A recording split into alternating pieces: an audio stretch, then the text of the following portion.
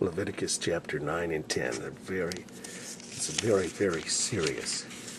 Very, very serious. This was where God basically, for the first time, they did the public sacrifice. All the people of Israel were brought before the door of the tabernacle. Moses and Aaron and the sons went through all that they had to go through in order for the preparation of the sacrifice. Very solemn. And then they did it right.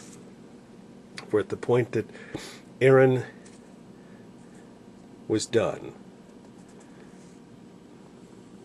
and Aaron lifted up his hand toward the people and blessed them, and came down from offering of the sin offering and the burnt offering and peace offerings.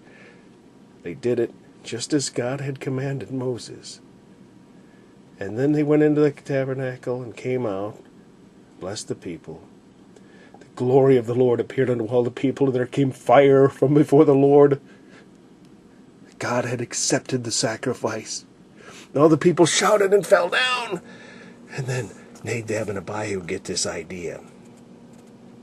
Oh, yeah. It was like they probably saw marvelous wonders in Egypt and strange fire that they would offer there in Egypt. And God said, "Do not do that."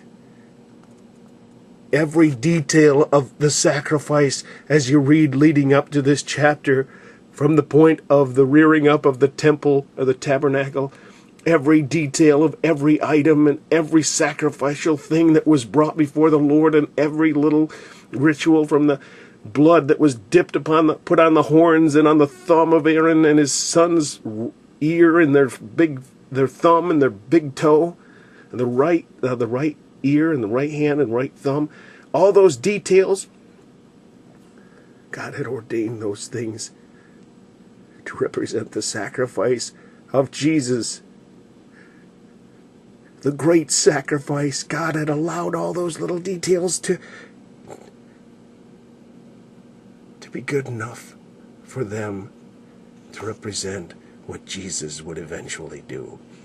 And Nadab and Abihu thought, "Oh, yeah, we're into this. We like this. Woohoo, look at the people, they're getting into it."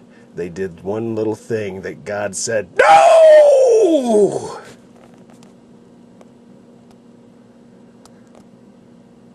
Not quite like that.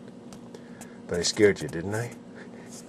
Well, God scared the children of Israel and established his covenant to say, "This is how I meant it to be. I know what I'm doing.